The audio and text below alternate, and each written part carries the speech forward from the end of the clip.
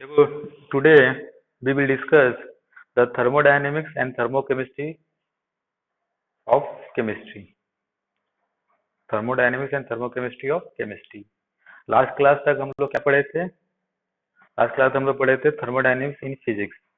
तो सब कुछ सेम है, कोई डिफरेंस नहीं है, थोड़ा सा साइन कन्वेंशन में डिफरेंस है। तो जल्दी से एक बार बता देता हूँ फास्ट। तो जैसे साइन कन्वेंशन बहुत इंपॉर्टेंट है इसमें, ठीक है। तो सबसे पहले साइन कन्वेंशन लिख देता हूँ ऊपर में।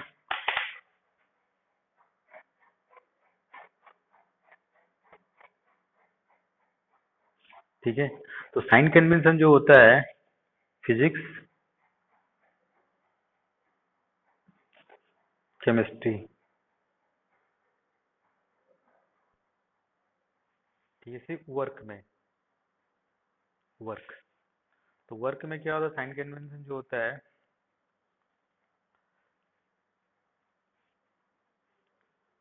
एक एक होता है बाई, एक होता है ऑन। जो बाई होगा फिजिक्स में वो पॉजिटिव होता है, ऑन जो होता है वो नेगेटिव होता है। और केमिस्ट्री में क्या होता है, ये नेगेटिव होता है, ये पॉजिटिव होता है। क्योंकि मैंने बोला था लास्ट टाइम कि आपका जो प्लस माइनस होता है, ठीक है, वो जो प्लस माइनस होता है वो बहुत आपको कंफ्यूज कर देगा, आपका सही आंसर को भी गलत कर सकता है। बताता हूँ कैसे फिर से। दूसरा क्या होता है, heat, this is Q. Q का साइन दोनों में सेम होता है, ठीक है। एक होता है आपका गिवन इन, दूसरा होता है आउट। दोनों में प्लस, गिवन इन में प्लस और जो आउट का मतलब माइनस। तो हीट वाले में कोई चेंज नहीं होता है, जिस सिर्फ वर्क वाले में, फिजिक्स में बाय द पॉजिटिव, केमिस्ट्री में नेगेटिव, और इसमें ऑन ऑन द सिस्टम, ठीक है, नेगेटिव पॉजिटिव। डायग्राम भी बना देता हूँ यहाँ पर छोटा सा पिस्टन वाला। ये है, मान लो बाहर की तरफ जा रहा है, तो ये बाहर की तरफ जा रहा है कि वॉल्यूम क्या हो रहा है, इंक्रीज कर रहा है। वॉल्यूम इंक्रीज कर रहा है मतलब work by the gas. By the gas मतलब फिजिक्स में क्या हो जाएगा ये, और केमिस्ट्री में, फिजिक्स में हो जाएगा आपका पॉजिटिव, केमिस्ट्री में आपका नेगेटिव। और यही जगह जब पिस्टन अंदर की तरफ जाएगा, इसमें क्या हो रहा है, वॉल्यूम डिक्रीज हो रहा है। इसमें क्या हो गया, वर्क ऑन हो गया ऑन द गैस। तो फिजिक्स में, केमिस्ट्री में ये हो जाएगा आपका नेगेटिव, ये हो जाएगा आपका पॉजिटिव, ठीक है। तो ये हुआ साइन कन्वेंशन, जो बहुत इंपॉर्टेंट है, और बाकी सब कुछ सेम है इसमें। तो सबसे पहले जैसे आते हैं सिस्टम के बारे में। तो सिस्टम जो होता है इसमें, हाँ ये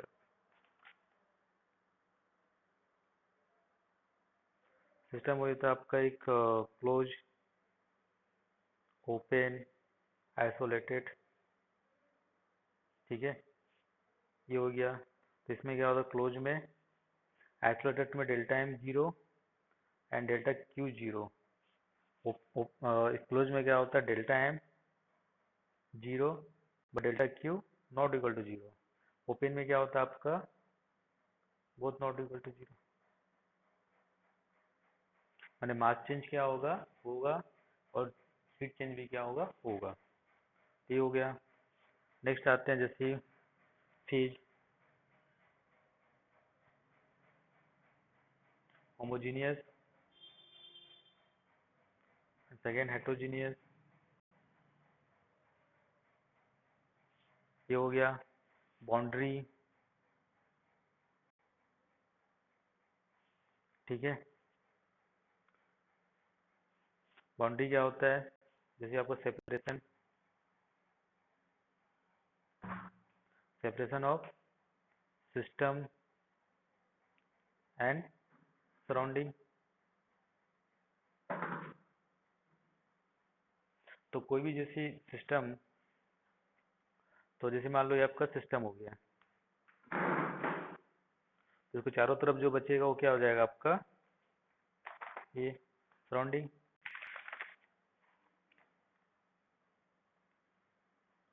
और दोनों को मिला दोगे तो क्या हो जाएगा आपका यूनिवर्स।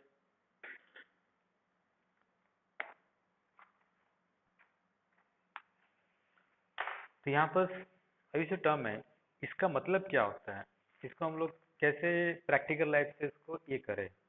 तो जैसे मान लो सिस्टम क्या होता है, सराउंडिंग क्या होता है, जैसे हम लोग स्कूल में पढ़ते हैं, स्कूल में एक लैब होता है, लैब हुआ। तो इस लैब को हम लोग क्या मान लिए, सिस्टम। और उसके चारों तरफ जो ही बचा, आपका घर, स्कूल का बिल्डिंग, प्रिंसिपल का रूम, जो भी ग्राउंड फ्रंट, आपका शहर, शहर को छोड़कर पूरा इंडिया, वो उसको हम लोग क्या बोलते हैं, सराउंडिंग। तो सिस्टम है क्या है, ये आपका लैब। लैब में जो हम लोग रिएक्शन कर रहे हैं, लैब में जो हम लोग एक्सपेरिमेंट कर रहे हैं, इसलिए हम लोग सिस्टम डिसाइड कर लेते हैं। क्योंकि जो भी एक्सपेरिमेंट करेंगे उसमें जो टेम्परेचर हुआ, उसमें जो प्रेशर हुआ, उसमें जो वॉल्यूम हुआ, उसमें जो नंबर ऑफ मोल्स हुआ, वो सबको आपको ऑब्जर्व करना है। तो बहुत बड़ा एरिया लेके आप नहीं कर सकते हो। जैसे मान लो आप ग्राउंड पर एक्सपेरिमेंट करोगे तो कभी प्रेशर 1 atm रहा, कभी ज़्यादा हो गया, कभी कम हो गया। तो जैसे टेम्परेचर प्रेशर वेरी करेगा, आपका रिएक्शन रिएक्शन भी वेरी करेगा। तो उसलिए क्या करते हैं हम लोग, एक बंद रूम में या एक आइसोलेटेड रूम में जाके हम लोग लैब बनाते हैं, जिसमें क्या करते हैं हम लोग एक्सपेरिमेंट करते हैं। और उस एक्सपेरिमेंट को हम लोग डिसाइड करते हैं एक सिस्टम के अंदर। तो सिस्टम मतलब आपका लैब हो गया, ठीक है, दिमाग में रखोगे। और चारों तरफ जो बचता है वो आपका क्या होगा, सराउंडिंग। दोनों को मिलाने से क्या हो गया आपका यूनिवर्स। अब आते हैं जैसे ही स्टेट।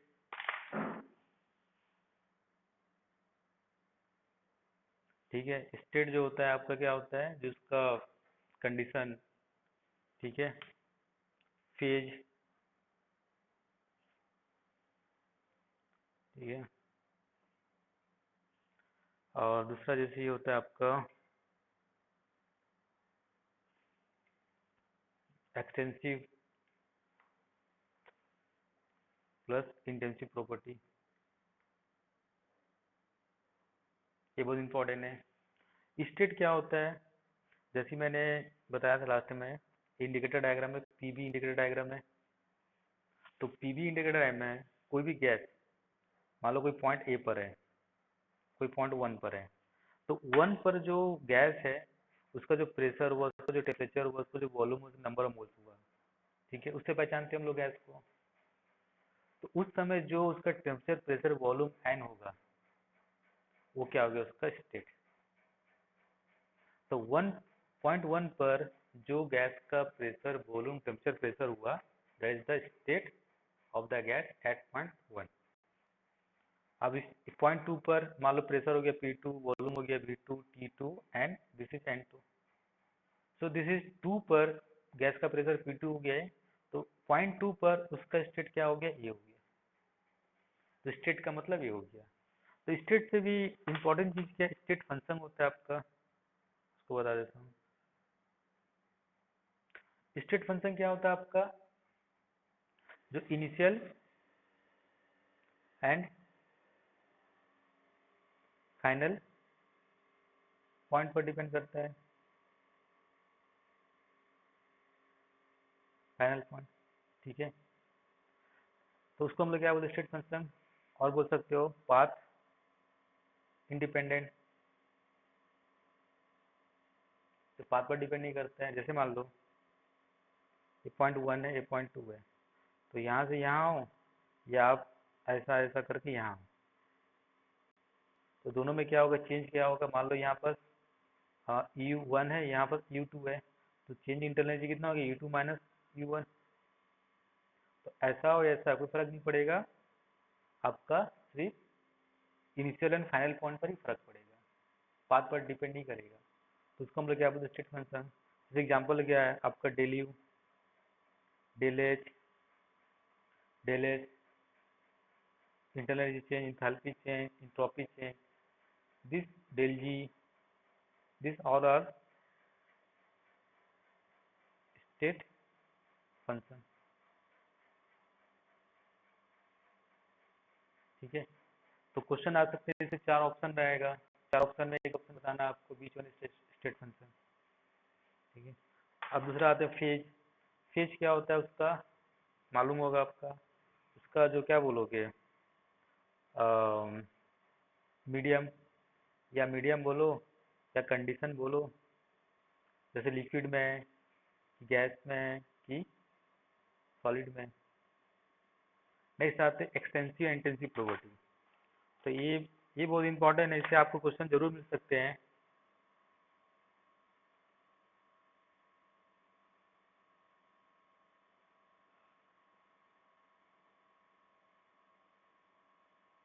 इंटेंसिव, ठीक है। थर्मोडायनेमिक्स में मैं देखा हूँ इससे क्वेश्चन हमेशा एक साल छोड़कर एक साल आते रहते हैं। ठीक है। तो देखो यहाँ पर एक्सटेंसिव पहचानो कैसे आप। एक्सटेंसिव मतलब आई, आई का मतलब होता है independent. I for independent, I for intensive. तो इंडिपेंडेंट ऑफ मास और शेप, तो उसको हम लोग क्या बोलते हैं, इंटेंसिव। और जो दूसरा बचेगा वो क्या हो गया आपका एक्सटेंसिव।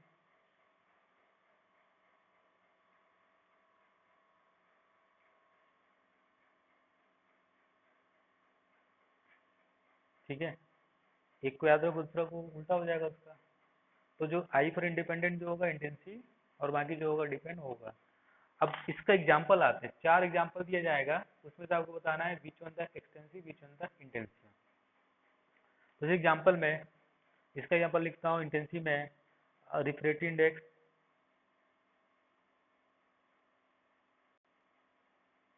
ठीक है। दूसरा क्या, डेंसिटी। इसका एग्जाम्पल लिखता हूँ टोटल मास। दूसरा वॉल्यूम। ठीक है। और कोई एग्जाम्पल, इसका जैसे थर्ड का temperature, pressure, fifth viscosity, surface tension.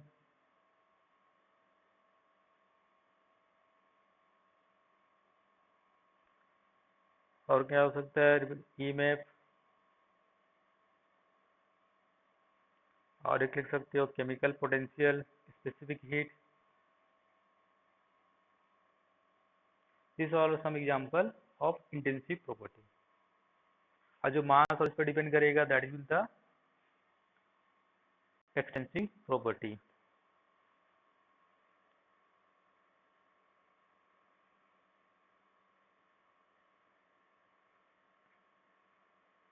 ठीक है। मोल।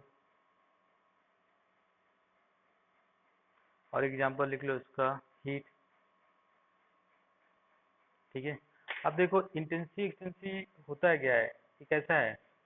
जैसे मैं एग्जांपल लेता हूँ, एक एक मान लो मैं ग्लास का इतना बड़ा पीस लिया हूँ, एक ग्लास का पीस है, होमोजीनियस है। होमोजीनियस टर्म बहुत आसान है, लेकिन होमोजीनियस का मतलब क्या होता है, हेटेरोजीनियस का मतलब क्या होता है। होमोजीनियस का मतलब सिंपल ही मतलब होता है जिसका composition at every point will remain same. जैसे मान लो मेरा पेज लेता हूँ, ये पेज है, तो पेज का इस पॉइंट पर कहीं कोई भी पॉइंट ले लो, कोई पॉइंट ले लो, हर पॉइंट पर डेंसिटी क्या है, कंपोजिशन क्या है, हर जगह एक जैसा थिकनेस है, एक जैसा अमाउंट है, एक जैसा कलर है। तो that is will the homogeneous. अब मान लो यहाँ पर बहुत मोटा है, यहाँ पर बहुत पतला है, यहाँ रफ है, यहाँ स्मूथ है, तो क्या हो जाएगा आपका हेटेरोजीनियस। तो this is simple concept, homogeneous means composition of constant particle remain same at every point, otherwise it is the heterogeneous।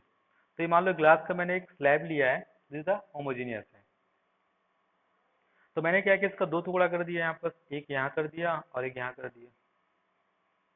तो पहली बात तो इसका डेंसिटी जितना था यहाँ पर उतना ही रहेगा, क्योंकि डेंसिटी क्या होता है, मास पर यूनिट वॉल्यूम। तो डेंसिटी का डिफरेंशियल छोड़ दो, डिफरेंस छोड़ दो। डेंसिटी का मतलब क्या होता है, इसका जो ये है, मतलब क्वांटिटी है, इतना में उतना ही रहेगा। कोई पॉइंट ले लोगे जितना यहाँ था, इस पॉइंट पर लोगे तो उतना ही रहेगा। ठीक है। 1 मिनट। बस। तो किसी पॉइंट पर भी लोगे ही लोगे, ठीक है। और इसको देखो, इसको मान लो इसका refractive index RI। Refractive index का मतलब क्या होता है? जो लाइट जा रहा है, ठीक है, तो लाइट का जो इस साइड से ग्लास के दूसरे साइड जाएगा, जो इंटेंसिटी रहेगा एट एवरी पॉइंट से जो पास होगा, इंटेंसिटी क्या रहेगा? सेम रहेगा। यानी कि हर एक पॉइंट पर RI क्या होगा? सेम होगा। तो यहाँ पर भी इसमें से लाइट जाएगा, इसमें से भी लाइट जाएगा, सब में इंटेंसिटी सेम निकलेगा। तो आप मास देख लो, इसका मास देख लो, शेप देख लो, इसका शेप, मास भी डिफरेंट है, शेप भी डिफरेंट है। बट जो लाइट जब पास होगा, तो जितना अमाउंट ऑफ लाइट यहाँ से निकलेगा इंटेंसिटी, उतना यहाँ से भी निकलेगा सेम इंटेंसिटी। तो सेम इंटेंसिटी निकल गया। तो इसका मतलब क्या हो गया? इसका RI जो रिफ्रैक्टिव इंडेक्स क्या हो गया? Independent of mass, independent of shape. इस टाइप से हम लोग इसको पहचानते हैं, intensive property and extensive property. तो intensive means independent of mass and shape.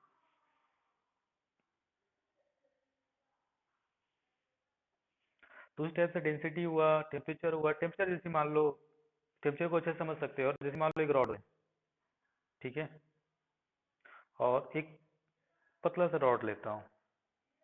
तो इस रॉड का टेम्परेचर मान लो 100 डिग्री भी है, इस रॉड का टेम्परेचर 100 डिग्री है। तो यहाँ पर देखो, दोनों का टेम्परेचर 100 डिग्री है, बट दोनों का मास और शेप क्या है? अलग है। तो मास और शेप पर डिपेंड किया? नहीं किया। तो टेम्परेचर क्या हो गया यहाँ पर? Temperature is the intensive property.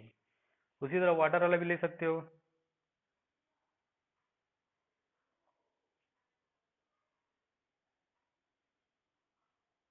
ये हुआ, तो इसमें वाटर ज़्यादा है, इसमें वाटर कम है। तो इसका टेम्परेचर मान लो 100 डिग्री पर बॉईल कर रहा है, भी 100 डिग्री पर बॉईल कर रहा है। तो दोनों 100 डिग्री है, दोनों 100 डिग्री सेल्सियस है। बट एक में कम वाटर है, एक में ज़्यादा वाटर है, और दोनों का शेप भी अलग अलग है। तो टेम्परेचर यहाँ पर डिपेंड कर रहा है मास के ऊपर, किसका मास ज़्यादा है तो उसका ज़्यादा होना चाहिए, जिसका मतलब कम होना चाहिए, नहीं डिपेंड कर रहा है ना। कुछ भी हो, 100 डिग्री हो सकता है। So this will the temperature is the intensive property, like a pressure. तो ऐसे करके इंटेंसिव और एक्सटेंसिव को हम लोग पढ़ते हैं। तो आपके जो एग्जाम में आएगा, जी मेन में हो या फिर नीट में हो, 4 एग्जाम्पल दे दिया जाएगा। तो 4 एग्जाम्पल हो सकता है इसी में से मिल जाए, या तो हो सकता है कोई नया फिजिकल क्वांटिटी मिल जाए, ठीक है। तो जितना याद रखो उतना अच्छा है, या इस टाइप से लॉजिकली याद रखो। मतलब लॉजिकल मतलब वो फिजिकल क्वांटिटी के बारे में आपको मालूम होना चाहिए। अगर वो फिजिकल में मालूम नहीं है तो आप नहीं बता सकते हो। तो इसमें से एक क्वेश्चन आपको मिल सकते हैं। कोई डाउट है इसमें किसी को? अजय, करण,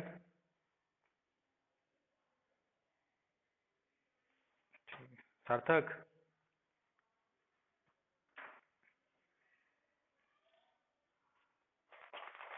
अब देखो, जैसे थर्मोडायनामिक इक्विलिब्रियम,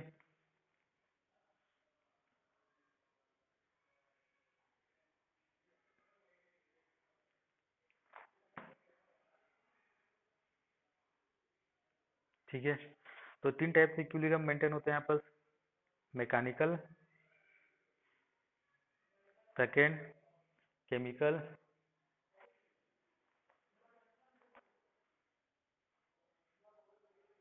थर्ड थर्मल, ठीक है। तीनों के बारे में थोड़ा शॉर्ट में बता देता हूँ।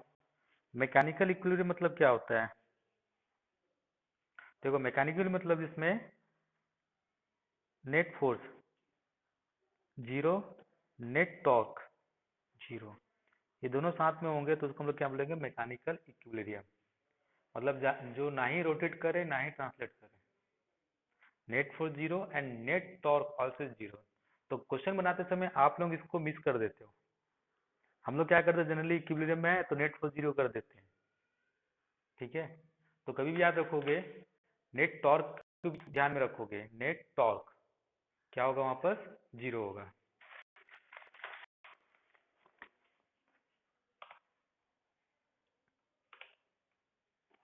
ठीक। नेट टॉर्क भी क्या होगा? जीरो होगा। तो हम लोग उसको क्या बोलेंगे? Mechanical equilibrium. केमिकल इक्विलिब्रियम पढ़े हो, जिसमें rate of reaction, rate of forward reaction equal to rate of backward reaction. This is the mechanical chemical equilibrium, जिसमें क्या होता है, रिएक्शन कभी कंप्लीट नहीं होता है। थर्मल इक्विलिब्रियम में क्या होता है, टेम्परेचर क्या स्टेडी स्टेट पर किसी भी क्रॉस सेक्शन से जितना हीट इंटर करता है उतना हीट क्या होता है, आउट जाता है। यानी कोई भी क्रॉस सेक्शन का डेल्टी कितना होगा, कांस्टेंट होगा। यहाँ से Q1 गया, यहाँ से Q2 गया, यानी Q1 इक्वल टू Q2। तो दिस इज कॉल्ड थर्मल। यानी कोई भी क्रॉस सेक्शन से हीट पास होगा स्टेडी स्टेट पर, तो ना ही इसका टेम्परेचर बढ़ेगा ना ही उसका टेम्परेचर घटेगा एट दैट पॉइंट पर। ऐसा इसका मतलब क्या, देखो इसका लॉजिक क्या होता है। जैसे ही ये कोई क्रॉस सेक्शन ले लिया हूं मैं, ठीक है, दिस इज क्रॉस सेक्शन, यहाँ से हिट किया आपका Q1, यहाँ से हिट किया आपका Q2। अब स्टेडी स्टेट जो होता है, यानी कि थर्मल इक्विलिब्रियम, वो क्या होता है, Q1 इक्वल टू Q2, ये होता है। तो Q1 इक्वल टू Q2 का मतलब, यहाँ से इंटर किया मान लो 10 जूल, और यहाँ निकल गया आपका 10 जूल एनर्जी। तो जितना एनर्जी दिया था उतना एनर्जी बाहर चल गया। तो ये सेक्शन कुछ एनर्जी ऑब्जर्व करेगा, कोई एनर्जी ऑब्जर्व नहीं करेगा। So this section does not absorb any energy, and hence the temperature remain same। तो यहाँ पर क्या होगा, टेम्परेचर कुछ चेंज होगा, नहीं होगा, यानी कि डेल्टी कितना हो जाएगा, चेंज, जीरो। तो मैकेनिकल, केमिकल, थर्मल। तो मैकेनिकल में जब भी मैकेनिकल क्वेश्चन बनाओगे, दिमाग में रखोगे केमिकल जो है केमिस्ट्री का है, थर्मल जो है यहाँ पे।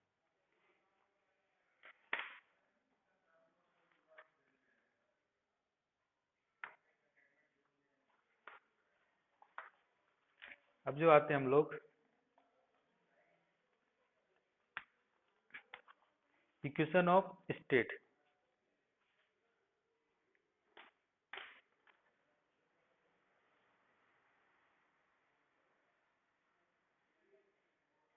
Equation of state,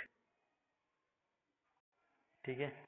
equation state क्या होता है, ये जो वेरिएबल्स होते हैं, ठीक है, जो वेरिएबल्स होते हैं thermodynamic variables, P, B, T, N, this is also called thermodynamic variable.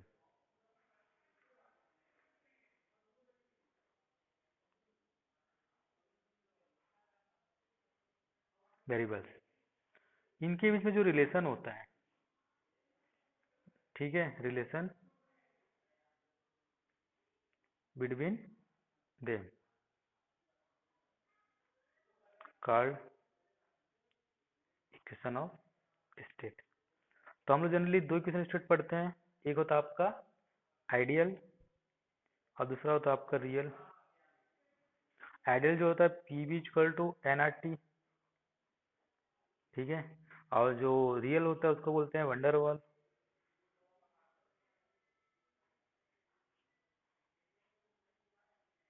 जो होता है आपका P A N square V square B minus N B equal to N R T,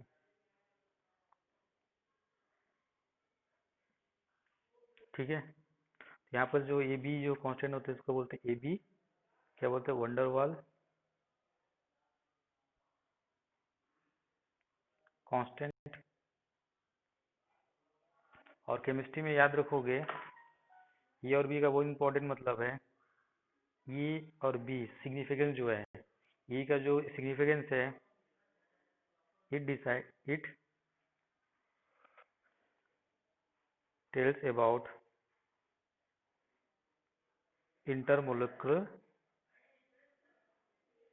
intermolecular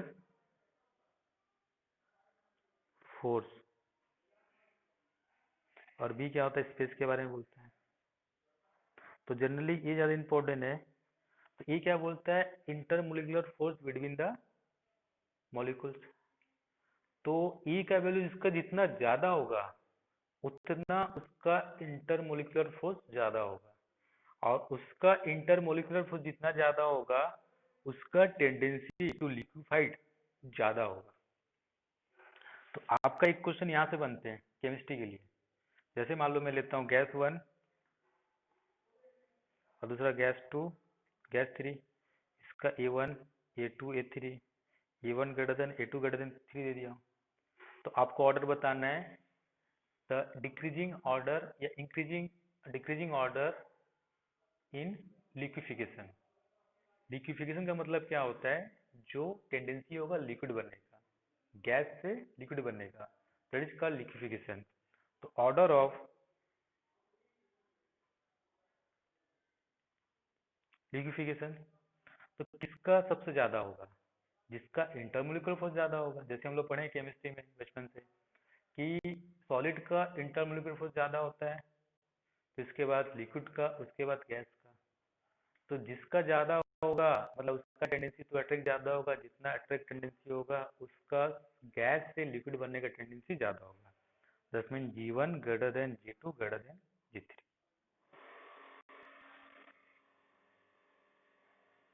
इससे आप एक क्वेश्चन बना सकते हो।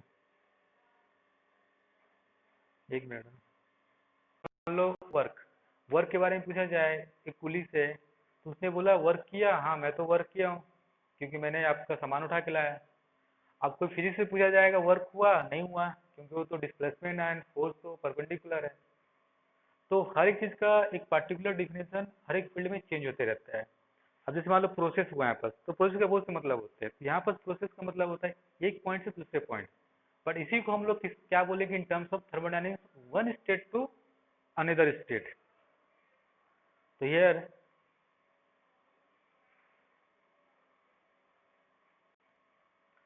ये इंडिकेटर डायग्राम जो होता है, पीबी ये हुआ, तो मान लो पॉइंट 1 है और दूसरा पॉइंट यहाँ पर 2। तो जब मान लो मैं इसको ऐसा लेके आया हूँ, इस स्टेट पर मान लो प्रेशर P1 था, V1 था, T1, तो इस पॉइंट पर P2 V2 T2। अब मान लो कोई इसको ऐसा लेके आया, तो ये पाथ हुआ, एक पाथ हुआ, तो इस पाथ को यहाँ से यहाँ तक लाने के लिए इस पाथ से हम लोग क्या बोलते हैं इसको, process. This is the process, this is the process. तो प्रोसेस का मतलब ये होता है,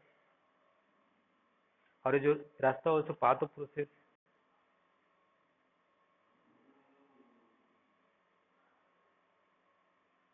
ठीक है, नाउ थर्मोडायनामिक्स में प्रोसेस का इम्पोर्टेंट जो है,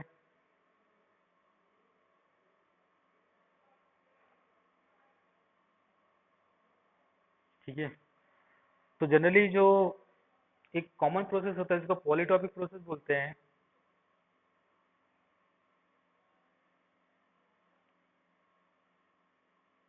वो था आपका पी बी के इक्वल टू कॉन्स्टेंट, वेर के कुछ भी वैल्यू से होता है जो कांस्टेंट है,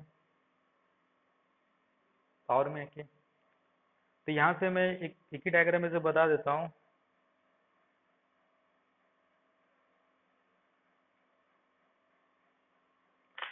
देखो के जब 1 होगा तो क्या हो जाएगा आइसोथर्मल, के इक्वल टू जब 0 होगा, तो जब मान लो के इक्वल टू 0 हो गया, तो के इक्वल टू 0 तो पी इक्वल टू कॉन्स्टेंट, और ये आपका पी है बी है, तो पी इक्वल टू कॉन्स्टेंट। जब पी कॉन्स्टेंट तो कौन सा प्रोसेस है उसको, आइसो बारिक।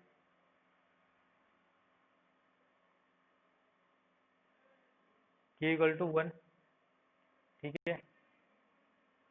अब सर के इक्वल टू 0, और जब के इक्वल टू 1 होगा तो क्या हो जाएगा आपका P V, P V equal to constant, और पी इक्वल टू आइसोथर्मल।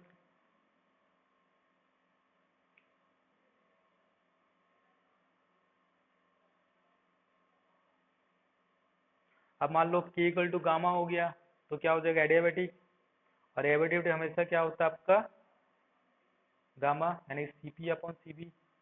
तो ये क्या हो गया आपका एडियाबैटिक।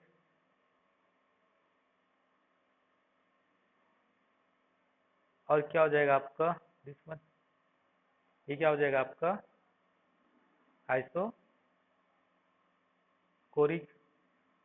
इसमें के का वैल्यू कितना हो जाएगा, आइसोकोरिक में क्या होता है आपका भी कांस्टेंट होता है। ठीक है, तो ये आपके चार कुछ इंपॉर्टेंट प्रोसेस है, आइसोकोरिक, आइसोप्रोसेस, और एक प्रोसेस है जिसको बोलते हैं हम साइक्लिक।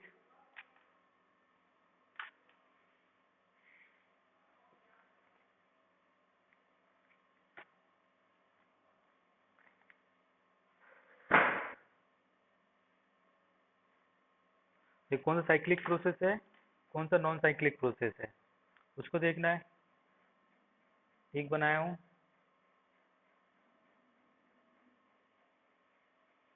इसमें से कौन सा साइक्लिक प्रोसेस है, ये आपका नॉन साइक्लिक है। और क्या बोलते हैं उसको, इरिवर्सिबल।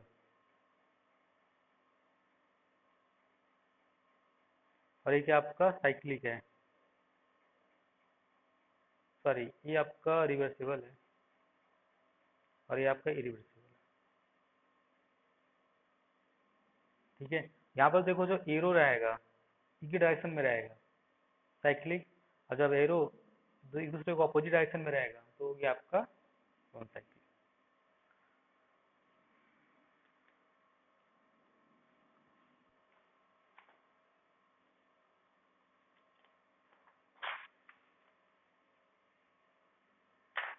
अब नेक्स्ट आते हैं इसमें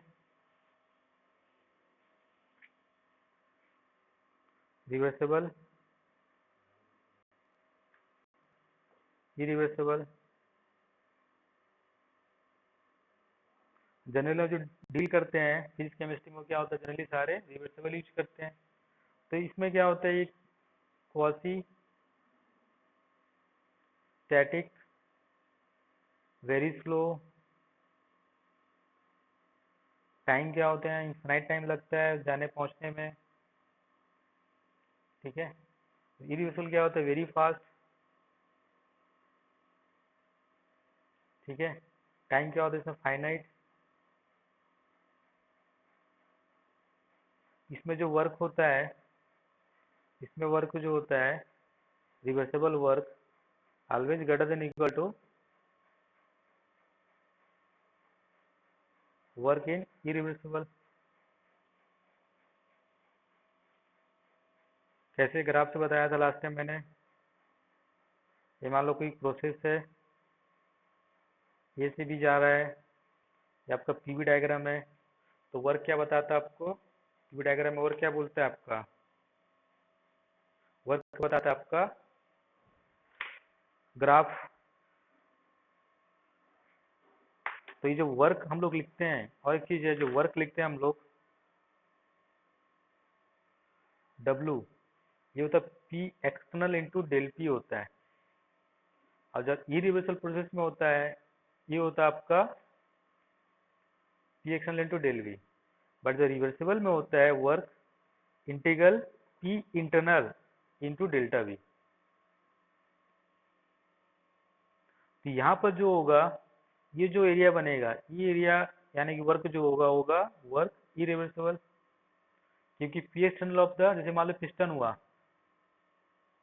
ठीक है, ये पिस्टन हुआ, इसमें आपका गैस है, और यहाँ पर बाहर से प्रेशर क्या लग रहा है आपका पी एक्सटर्नल, यानी कि एटमॉस्फेरिक प्रेशर पी नॉट। अभी क्या किया सडनली 2 मिनट में यहाँ आ गया, तो 2 मिनट मतलब फाइनाइट टाइम, फाइनाइट टाइम मतलब इरिवर्सिबल, इरिवर्सल का मतलब हो गया पी एक्सटर्नल इक्वल टू जो प्रेशर रहेगा आउटसाइड। तो इसको क्या ले लेंगे, वर्क हो गया यहाँ पर irreversible P external into delta we means P not into delta we. अब सेम एग्जांपल लेता हूँ मैं, ये पिस्टन है, तो मान लो टी इक्वल टू 2 सेकेंड पर पिस्टन को फिर से ही देख रहे हो आप, इक्वल टू सेकेंड पिस्टन को आप वहीं देख रहे हो, तो ये क्या हो जाएगा आपका इरिवर्सिबल, सॉरी रिवर्सिबल। इसमें वेरी स्लोली मूव करता है। यहाँ देखो, यहाँ पर स्लोली या कॉसी स्टेट का मतलब क्या होता है, ये जो मतलब होता है यहाँ पर क्या, अगर net force on piston equal to 0। तो यहाँ पर अंदर से पी लग रहा है और बाहर से क्या लग रहा है आपका पी एक्सटर्नल। तो दोनों के कारण जो फोर्स होगा P equal to P external. जब ये हो गया तो वर्क हम लोग क्या लिखते हैं generally, P external delta we, slowly जा रहा है तो पी एक्सटर्नल क्या पी आई, तो P I into delta we, इसी को हम लोग लिख देते हैं पी डेल्टा वी। अब यहाँ पर गैस अंदर में है, तो जब भी आप थर्मोडायनेमिक्स पढ़ोगे, जब भी आप गैस प्रोडक्ट पढ़ोगे तो दिमाग में हमेशा एक फार्मूला लेना आपका, P V equal to N R T. तो यहाँ पर हर पॉइंट पर वेरी कर रहा है, तो वेरी करने से अपने को क्या लेना है, इंटीग्रेशन का हेल्प लेते हैं सॉल्व करने के लिए कैलकुलस का, या कैलकुलस रहेगा। तो पी को डी भी चेंज हो रहा है, तो पी को किसके टर्म में चेंज करना है, बी के टर्म में।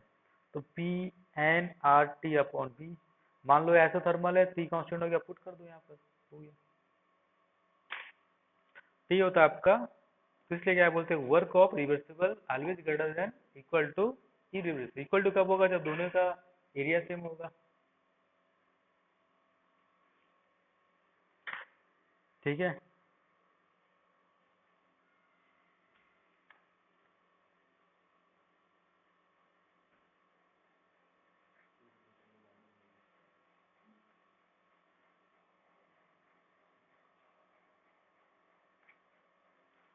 एक चीज और नोट करके यहाँ रखो,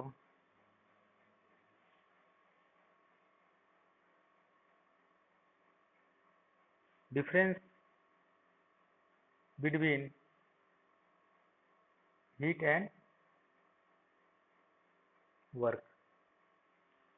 तो हीट और वर्क में डिफरेंस क्या होता है, when a gas is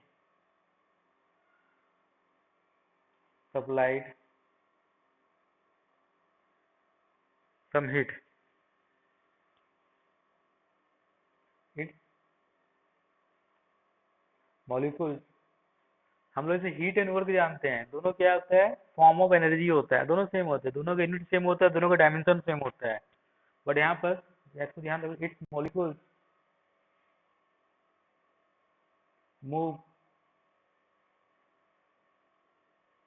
faster and with greater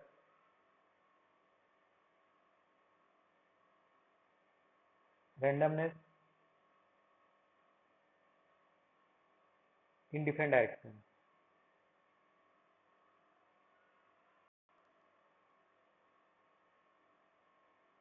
ठीक है, but when work is done on the system, gas molecule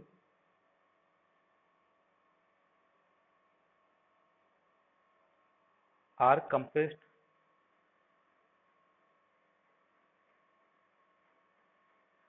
and move initially in direction of force।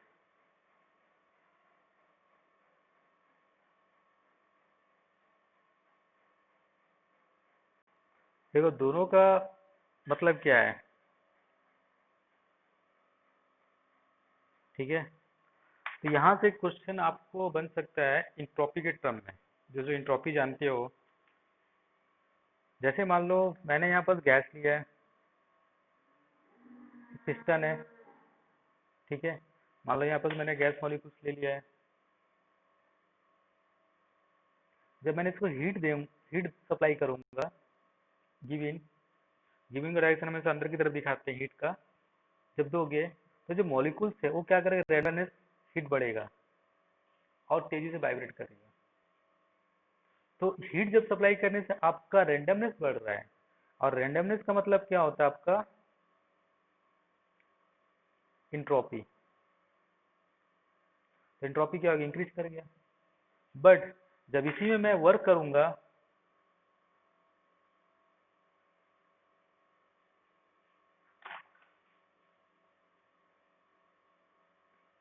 जैसे मानो मैं यहाँ पर फोर्स लगा दिया हूँ,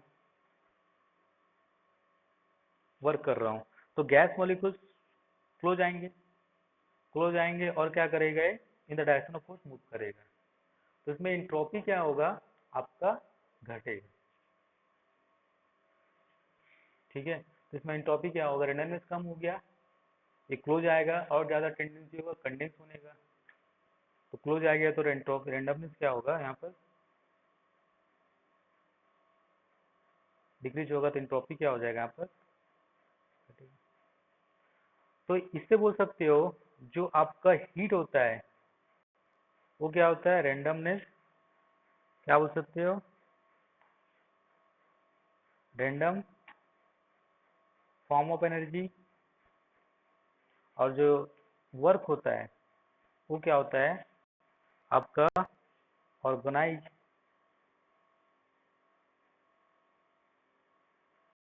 फॉर्म ऑफ एनर्जी।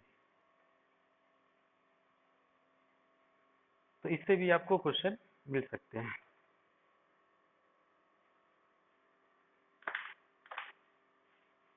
नेक्स्ट आते हैं इंटरनल एनर्जी।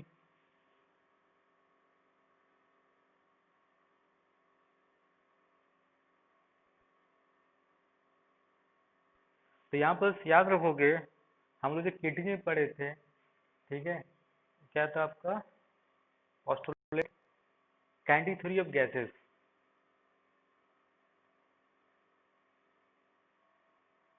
जिसमें हम लोग पॉइंट एज्यूम करते हैं, नो फोर्स बिटवीन द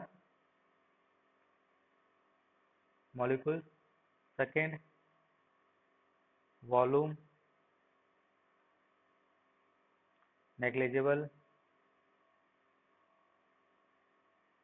और क्या आपका इलास्टिक कलिजन।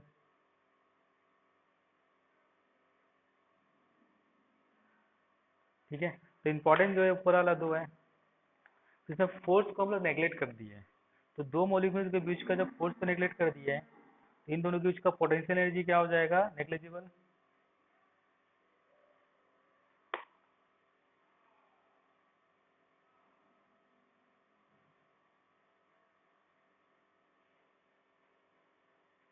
तो पोटेंशियल नेग्लिजिबल हो जाएगा, तो हम लोग जो मॉलिक्यूल गैस लोगे, तो गैस में जो एनर्जी होगा दो टाइप के होते हैं, एक पोटेंशियल, दूसरा होता है आपका काइनेटिक। काइनेटिक के अंदर में हम लोग वाइब्रेशनल वैल्यू सब ले लेते हैं, रोटेशनल, ट्रांसलेशनल, वाइब्रेशनल। ठीक है, तो टोटल एनर्जी क्या बचेगा, इंटरनल एनर्जी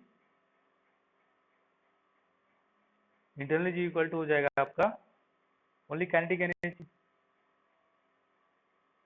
तो काइनेटिक में आपका ट्रांसलेशन भी हो जाता है, ले लेते हैं, वाइब्रेशन भी ले लेते हैं, प्लस रोटेशनल भी ले लो। तो जो इंटरनल एनर्जी होता है वो क्या एक्सप्रेस करता है आपका, टोटल काइनेटिक एनर्जी। इसको आप लोग ध्यान रखोगे, इससे भी क्वेश्चन आ सकते हैं। ठीक है, तो यहाँ पर जो इंटरनल एनर्जी हम लोग यू से डिनोट करते हैं, चेंज क्या होता है, U F minus you I. Change हमेशा कोई फिजिकल क्वांटिटी में हमेशा आंख मूंद करके लिखोगे, फाइनल माइनस इनिशियल, वो प्लस में आया माइनस में आया कोई मतलब नहीं। थर्ड पॉइंट इसका क्या है इंपॉर्टेंट, इंटरनल एनर्जी जो होता है वो फंक्शन ऑफ होता है temperature and C V del T. तो डेली इक्वल टू हो जाता है यहाँ पर and C V delta T, and C V delta T. ठीक है, अब आप बोलोगे सर यहाँ तो सीपी भी लिख सकते थे, अगर मान लो कोई लिखते हैं यहाँ पर del U equal to and C P delta T, ये नहीं लिख सकते हैं। इसलिए नहीं लिख सकते हैं क्योंकि इंटरनल एनर्जी क्या होता है आपका, energy produce by molecules in terms of kinetic energy. ठीक है, अब मान लो जैसे इसको ऐसा समझा सकता हूँ, फिर से पिस्टन बना देता हूँ एक तो। इस टॉपिक को समझना है तो हमेशा पिस्टन का एग्जांपल याद रखोगे, मतलब उसी से सब कुछ समझ में आ जाएगा। क्योंकि पिस्टन का जो वाल है इसको आगे पीछे मूव कर सकते हो, और याद रखोगे यहाँ पर हम लोग फ्रिक्शनलेस पिस्टन एज्यूम करते हैं। यहाँ पर आपका मॉलिक्यूल्स हुआ, ठीक है। तो अब आपको क्या करना है, इंटरनल एनर्जी कैलकुलेट करना है।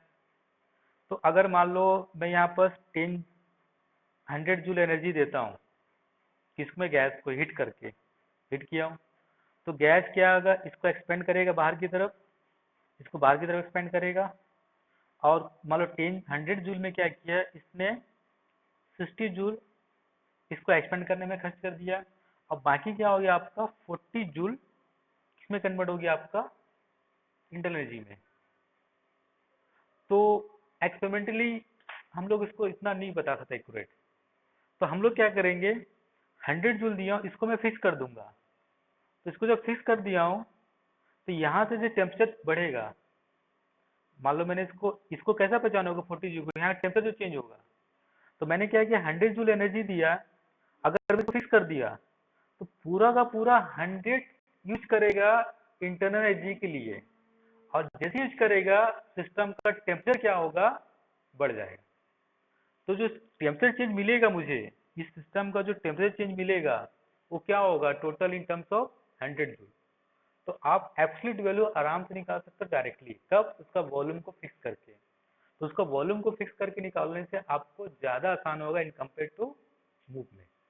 दैट्स वाई हम लोग डेली यू क्या लिखते हैं, भी के टर्म में यूज करते हैं। और ये डिपेंड करता है डेल्टी के ऊपर। अगर डेल्टी जीरो है तो चेंज इंटरनल एनर्जी और किसी के ऊपर डिपेंड नहीं करेगा।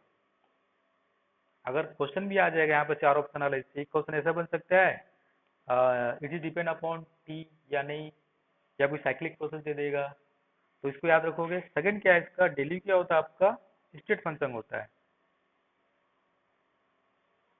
थर्ड क्या होता है आपका साइक्लिक प्रोसेस जो होता है। जैसे मान लो आपने कल मैंने कुछ क्वेश्चन कराए थे, यूवी डायग्राम है, ऐसा गया फिर ऐसा आ गया फिर ऐसा, तो साइक्लिक प्रोसेस, इसमें डेली कितना हो जाएगा, जीरो। क्यों, क्योंकि दिस इज स्टेट फंक्शन है, इनिशियल एंड फाइनल पॉइंट जहाँ जीरो हो गया, तो इसमें चेंज टेम्परेचर कितना हो जाएगा, जीरो। तो ऐसा करके आपका इंटरनल एजी होता है।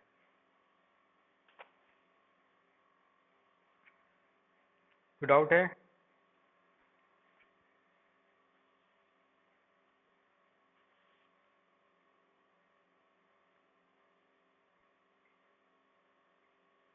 तो आज मैं यहीं तक इसको रखता हूँ।